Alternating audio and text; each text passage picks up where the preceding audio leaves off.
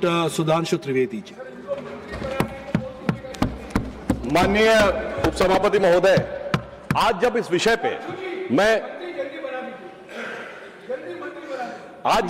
पे मैं इस बिल का समर्थन करने के लिए यहां पर खड़ा हुआ हूं, तो मेरे मन में संवेदना भी है और वेदना भी है।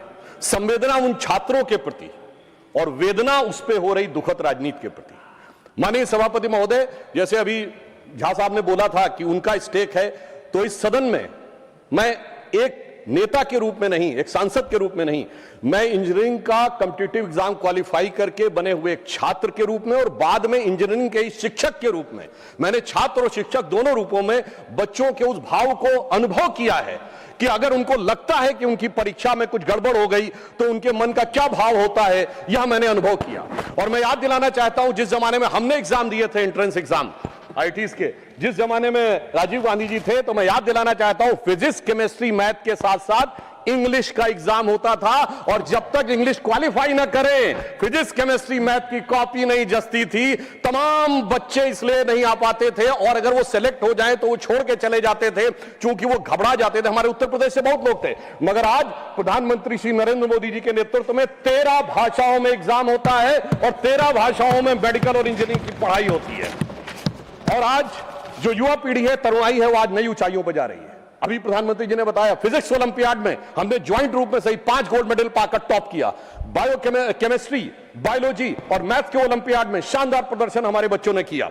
आप अगर देखें तो अभी स्काई रूट कंपनी ने भारत का first space satellite Vikram 1 launch किया, और जिसकी एवरेज एज 28 साल है।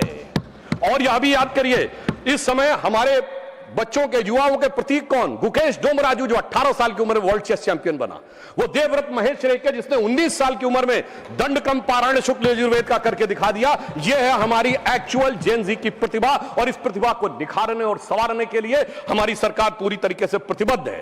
और वो कितनी संवेदनशील है, उसका प्रमाण उपसभापति महोदय यह है कि हमारे इसी सदन के नेता माननीय नड्डा जी और पीएमओ में राज्य मंत्री जितेंद्र सिंह जी दोनों गए और उन्होंने सोनम वांगचुक जी का अनशन समाप्त करने में सफलता हासिल की। पर संवेदनशीलता के अलंबरदारों से मैं पूछना चाहता हूं, स्वतंत्र भारत का पहला आमरण अनशन हुआ था 19 अक्टूबर 1952 को पोट्टाभी श्रीरामुलु ने।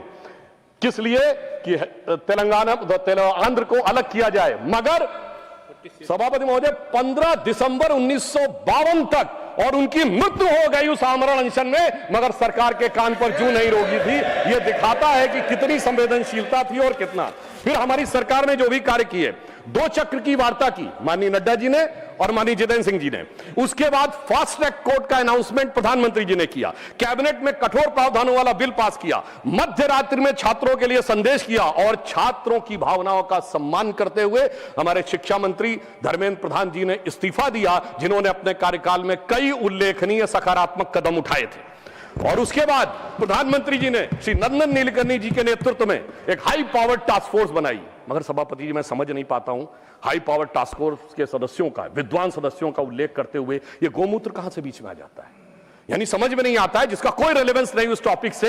तो मैं बताना चाहता हूं, जिनको गोमूत्र की भी समस्या है, तो मैं उन्हें बताना चाहता हूं, गोमूत्र का anti bacterial, anti fungal, medicinal value के लिए यूएस में पेटेंट है, and the patent number is 64100059। और गोमूत्र का बायो एनहांसर के रूप में यूएस में साइंटिफिक पेटेंट है 68969007। मगर सर क्या करें, दिमाग में मैकाले मार्क्स का गोबर भरा हुआ है, तो उन्हें कहां से समझ में आएगा? सर, अगर यह आत्मविश्वास होता, जैसे प्रधानमंत्री जी ने all India institute of Ayurvedic science बनाया, ये 50 साल पहले बन गया होता, तो सभापति महोदय हमें हल्दी, नीम और तुलसी के पेटेंट के लिए लड़ाई नहीं करनी होती, हम आज लीडर बन के खड़े होते। मगर क्या बताएं, ये विज्ञान में पश्चिम के अंधभक्त हैं, और उस अंधभक्ति की कीमत इस देश ने चुकाई, मगर प्रधानमंत्री जी ने आकर उसको एक नई राह दिखाई है।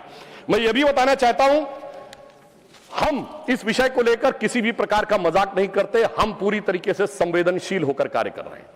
और इस गंभीरता के लिए जो ये बिल आया है, हमारे 3 मूल मंत्र हैं। छात्रों के प्रति संवेदनशीलता, शिक्षा व्यवस्था के लिए व्यवस्था की सुदृढ़ता, और पेपर लीक जैसे अपराध के लिए कानूनी कठोरता, which I can say in English, We are having a sensitive approach, secure process and a stringent law. So SSS is our main motto, how to ensure these things. और मैं यह भी कहना चाहता हूं कि इस विषय पे दो पक्ष हैं, एक लीगल यानी वैधानिक पक्ष और दूसरा है राजनीतिक पॉलिटिकल पक्ष। हम दोनों, पहले मैं लीगल पक्ष के ऊपर बात करूंगा, फिर पॉलिटिकल पक्ष के ऊपर। मगर हमारी सरकार ने यह प्रतिबद्धता दिखाई है कि जब छात्रों के भविष्य की बात आए तो ऐसा कठोर कानून बनाया है कि पेपर लीक करने वाले माफियाओं का मनोबल गिरना नहीं चाहिए, मनोबल जमींदोज हो जाना चाहिए। और इसके लिए 2024 के एक्ट के सेक्शन 11 के सबसेक्शन 2 में यह स्पष्ट किया गया है कि यदि कोई संगठित पेपर लीक करता है तो 1 करोड़ रुपए से उसको आर्थिक दंड को 10 करोड़ रुपए किया गया है। इसका उद्देश्य यह है कि यदि कोई ऐसा करता है तो उसकी आर्थिक ढांचा जमींदोज हो जाना चाहिए।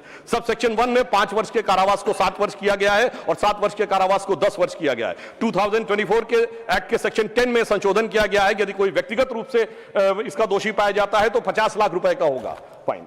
माननीय मंत्री जी ने कहा था कि सर्विस प्रोवाइडर के ऊपर भी कड़ा शिकंजा करने की व्यवस्था की गई है। तो यदि कोई सर्विस प्रोवाइडर या मैनेजर होता है तो उस पर 1 करोड़ रुपए का फाइन और सजा जो है वो 10 वर्ष तक की हो सकती है। परंतु मैं कहना चाहता हूं सभापति महोदय, कानून कितना भी कठोर हो वो तब तक प्रभावी नहीं हो सकता जब तक जांच द्रुत गति से ना हो। तो इसमें यह प्रावधान किया गया है 2024 के एक्ट के सेक्शन 12 में, सेक्शन 12 और बी, ए एंड बी दो नए संशोधन किए गए हैं जिससे जांच एजेंसी को 2 महीने के अंदर ही अपनी जांच पूरी करनी है। और पहले प्रावधान यह था कि केवल सेंट्रल एजेंसीज करेंगी, अब स्टेट्स को इंपावर किया है कि वो चाहे तो स्पेशल टास्क फोर्स अपनी बना सकते हैं और उसे भी 2 महीने के अंदर जांच देनी होगी। यानी स्टेट्स को भी पावर दिया है और उसके लिए स्पेशल टास्क फोर्स की व्यवस्था भी की है। परंतु सभापति महोदय, जांच कितनी भी द्रुत गति से हो, जब तक न्याय द्रुत गति से ना हो तो भी समस्या होती है। तो इसमें यह व्यवस्था की गई है, सेक्शन 12 में यह प्रावधान किया गया है कि स्पेशल ट्रैक कोर्ट बनेंगे, फास्ट ट्रैक कोर्ट बनेंगे जो डे टू डे बेसिस के ऊपर हियरिंग करेंगे और इसके लिए कोई भी राज्य या केंद्र शासित राज्य या प्रदेश उच्च न्यायालय के मुख्य न्यायाधीश की अनुशंसा के ऊपर डेजिग्नेटेड कोर्ट का गठन कर सकेगा। परंतु सभापति महोदय, कई बार न्याय में बीच में लोग लूपहोल निकाल लेते हैं, तो यह भी व्यवस्था की गई है यदि कोई कानूनी दावपेच निकालकर बचना चाहे तो कोई स्पेशल टास्क फोर्स के आदेश या निर्णय को चैलेंज करना चाहे तो उसे हाई कोर्ट में 2 जजेस बेंच में ही जाना पड़ेगा और उस अपील का डिस्पोजल 3 महीने के अंदर करना पड़ेगा। यानी हर प्रकार की व्यवस्था को सुनिश्चित किया गया है। तो यदि मैं एक लाइन में कहूं तो इस विधेयक में पेपर लीक पर कठोर दंड, समयबद्ध जांच और त्वरित न्याय, तीनों का ही समस्त प्रावधान किया है। इसके लिए मैं सरकार को धन्यवाद और साधुवाद देना चाहता हूं।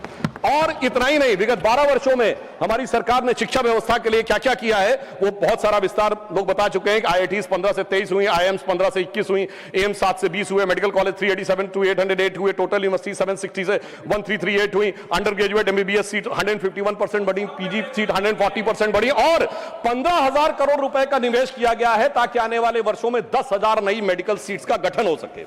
सरकार ने 50,000 करोड़ रुपए का निवेश 2023 में अनुसंधान रिसर्च फाउंडेशन के लिए किया है और यह भी व्यवस्था की है कि 6,000 हमारे जो कॉलेज है 6,300 संस्थाओं में 1 नेशन 1 पोर्टल, ताकि इंटरनेशनल जो हमारे जर्नल्स होते हैं वो फ्री में अवेलेबल हो। 13,000 टॉप जर्नल्स आप कोई भी बच्चा जाके वहां से डाउनलोड कर सकता है। और इतना ही नहीं है सभापति महोदय, विगत 12 वर्षों में QS वर्ल्ड रैंकिंग में, जहां 2014 से पहले हमारे संस्थानों की संख्या सिंगल डिजिट में थी, आज 54 इंस्टीट्यूट हमारे ऐसे हैं जो QS वर्ल्ड रैंकिंग के ऊपर जिनकी रैंकिंग होती है। और मैं यह भी बताना चाहता हूं आज भारत की शिक्षा व्यवस्था के प्रति क्या आकर्षण उत्पन्न हो रहा है। 58,000 से अधिक विदेशी छात्र आके पढ़ रहे हैं।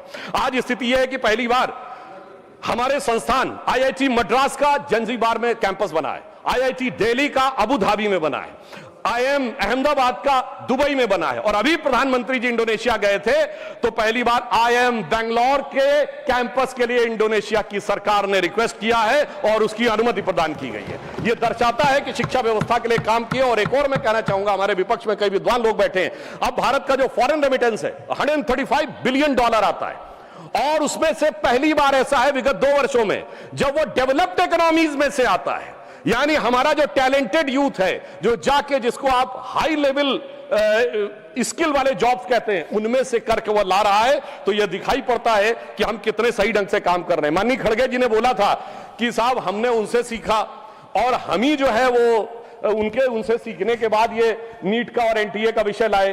तो मैं कहना चाहूंगा, माननीय मंत्री जी ने बोला था कि 1992 में अवधारणा दी थी और उसके बाद 2014 तक राह देखते ही रहे।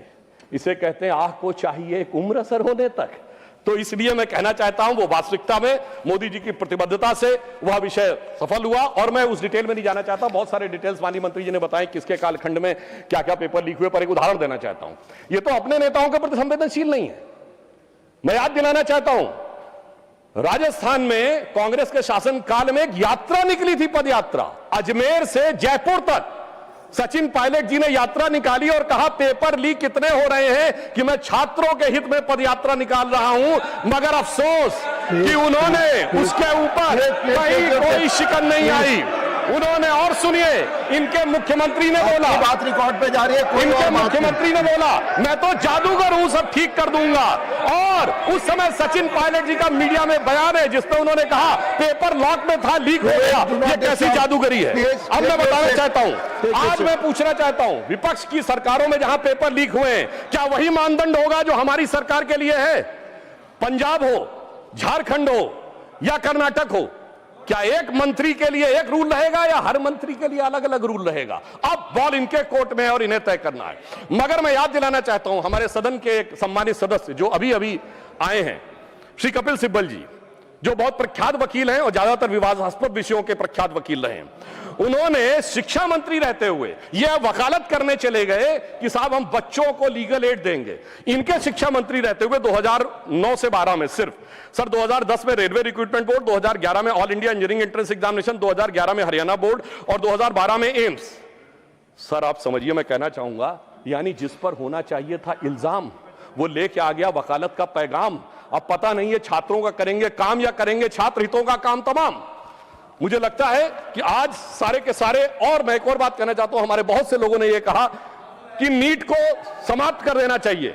मैं सभापति महोदय बताना चाहता हूं, जब नीट नहीं थी 2016 में, तो क्या होता था? प्राइवेट कॉलेजेस की सीटें नीलाम हुआ करती थी, लाखों लाख रुपए में। वो गरीब और मध्यम वर्ग के बच्चे को तो कभी उसके लिए स्वप्न से बाहर था कि 25 लाख 50 लाख रुपए देकर एडमिशन पाएगा, पीजी में कहीं 1-1 करोड़ रुपए देकर एडमिशन पाएगा। मगर आज प्रधानमंत्री जी ने जो काम किया है इस साल के नीट में, कैसे कैसे बच्चों को अवसर मिला। कुछ उदाहरण देना चाहूंगा। राजस्थान के बाड़मेर में एक दिहाड़ी मजदूर लखा की बेटी को और बूंदी में राजस्थान की सूरज सैनी को मौका मिला है। भागलपुर का सूरज कुमार या रायसेन के मध्य प्रदेश का आदर्श लोधी या लखनऊ की वो नीलू जिसकी मां घरों में काम करती थी, गोरखपुर का वो विशाल तिवारी जिसके पिता ऑटो रिक्शा ड्राइवर थे, मुजफ्फरनगर का वो मोहम्मद सुहेल जिसके पिता ई रिक्शा चलाते थे। सभापति जी, इन बच्चों के अरमान पूरे होने का यदि श्रेय किसी व्यक्ति को जाता है तो प्रधानमंत्री श्री नरेंद्र मोदी जी। इन बच्चों के अरमान पूरे हुए, मगर जो कैपिटेशन फीस लेके सैकड़ों करोड़ प्रति वर्ष कमाते थे, उनके अरमानों पे बिजली गिरी है। और उस बिजली गिरने के कारण एक कहावत होती है कि तन बदन में आग लगना, मगर सभापति जी इनके तन बदन और धन तीनों में आग लगी हुई है। और मैं कह सकता हूं कि आज जिस प्रकार की आग ये लगाने का प्रयास करते हैं, मैं याद दिलाना चाहता हूं सर, इनकी पार्टी के वरिष्ठ नेता 2024 में क्या बोलते हैं इंजीनियरिंग और मेडिकल के इंट्रेंस टेस्ट में, कि जो क्वेश्चन बनते हैं वो अमुक जाति के लोग बनाते हैं, इसलिए अमुक जाति के लोग उसमें ज्यादा सेलेक्ट होते हैं और दूसरी जाति के बने तो कौन से। मैं समझ नहीं पाता हूं कि moving charge in magnetic field या इलेक्ट्रोमैग्नेटिक इंडक्शन का अगर कोई फार्मूला होगा उसमें जात कहां से आ गई। सभापति जी 9th क्लास में मैंने पढ़ा था, अगर सेंट्रीग्रेड को फॉरेन हाइट में चेंज करना है तो C/5 = M-32/9 होता है। अगर ये सवाल पूछा जाएगा तो सवाल और जांचने वाले में जात कहां से आ गई। मैं जेनजी से कहना चाहता हूं, समझिए इनके खतरनाक इरादे।